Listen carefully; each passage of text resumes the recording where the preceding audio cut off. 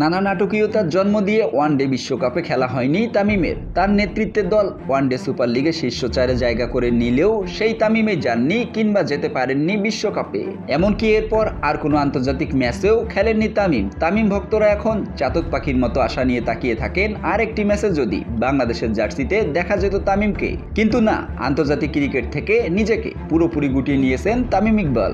সম্প্রতি শহীদ আফ্রিদির সাথে আলাপকালে এই বিষয়টি জানিয়েছেন তামিম। বিপিএল খেলতে বাংলাদেশে এসে মোহাম্মদ নবী সহ কয়েকজন বিদেশি ক্রিকেটারের সাথে নৈশভোজ করেছিলেন আফ্রিদি। সেখানে ছিলেন ফরচুন বরিশালের অধিনায়ক তামিম ইকবাল। আফ্রিদির জামাতা শাহিন শাহ আফ্রিদিও সেখানে ছিলেন।